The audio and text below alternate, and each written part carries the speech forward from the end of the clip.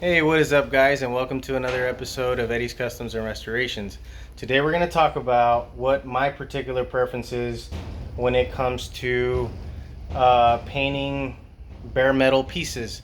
Say you go and get a replacement part at your favorite auto parts store, and they give you a bare metal piece. For example, a brake caliper or a brake booster like we have here. They come in bare metal, and guess what? It's gonna turn into nothing but rust and days, literally days. So you may say, well, I don't want to spend a lot of money on buying primer and God knows what other stuff, right, you're gonna need to make sure that this thing doesn't rust. Well, there is a paint that I like to use that has proven itself worthy, in my opinion, because I have used it in my personal vehicles. And well, let's talk about what most people would go to the store for and get. Okay, so let me turn you all around. Before anything, I used to like to use KRYLON Colormax all the time. It gives a really nice satin black finish to whatever it is that you're painting. The only downfall to using this particular paint is you actually do need to use a primer.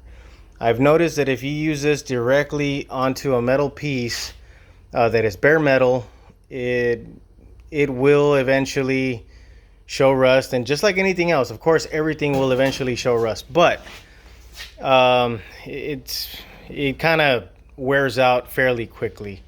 Okay, so let's just say you have a piece. Let's just put this booster, for example. If I paint this with the KRYLON and I let it sit outside, to the weather and everything, I've noticed that this guy right here tends to, you'll start seeing a little bit of rust coming through, like this right here, for example. Okay. This one did not get painted with this KRYLON stuff, though, so I'm not going to say that this was exactly, what I use this product on. But I've used it on other stuff, and that's the kind of outcome that I get from it. So you're better off getting a primer, cleaning it, of course, before you primer, and scuffing it. I like to use red scuff pads if all you need to do is scuff it.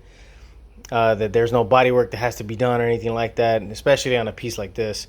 So you would just scuff it real good, make sure you get every little nook and cranny, and then you clean it with wax and grease remover or alcohol, whatever you have at your disposal, and then shoot your paint. But like I said, in this case, I've noticed that you kind of got to use a base to kind of help the corrosion resistance for this particular paint.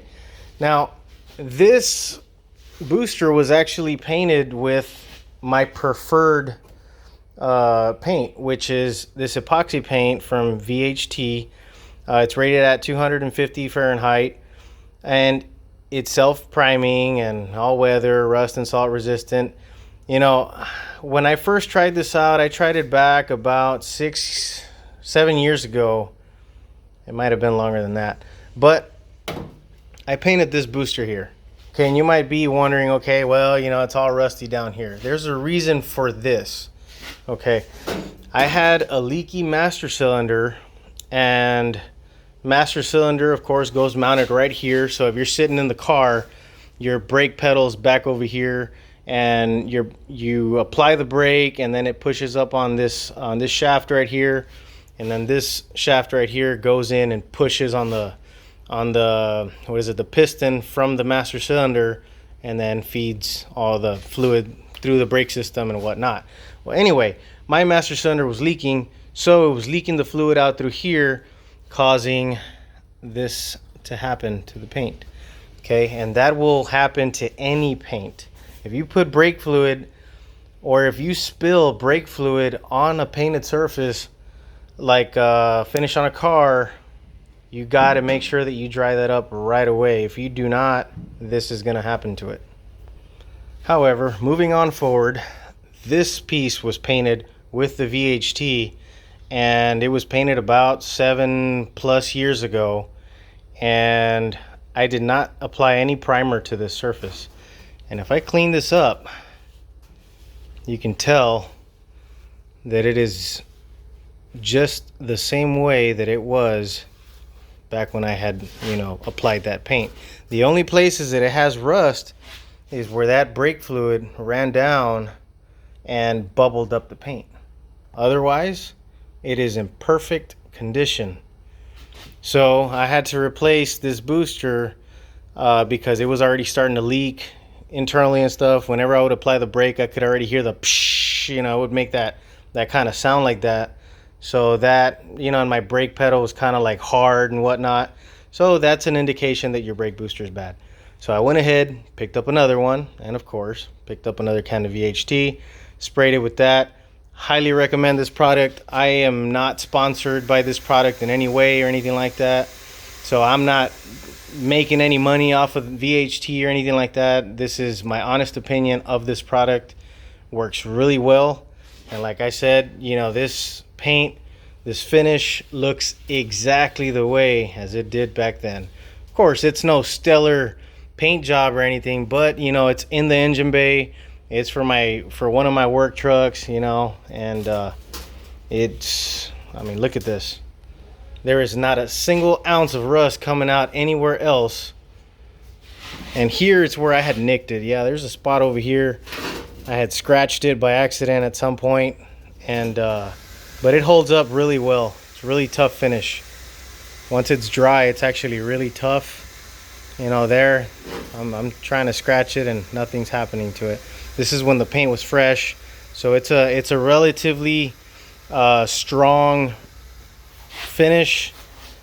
And what helps this is, I don't know if you're familiar with epoxy primer, but when you're doing a full restoration on a car, which is like what I'm doing to this one, this car's upside down. I made a rotisserie, homemade rotisserie out of 2 engine stands, and I got this car, it's a 69 Camaro, and I got it upside down. But this car has to get epoxy primer sprayed down. Once it gets blasted and whatnot, it needs to get epoxy primer applied to help with rust resistance. So there you go. You pretty much have it all in one. You got the epoxy primer and the paint together in one can. Highly recommend it, guys. Please subscribe to my channel, and if you got any further questions about this product or any other, feel free to drop a comment or request any other videos, anything like that. So yeah, thank you very much for watching. Y'all take care. Be blessed.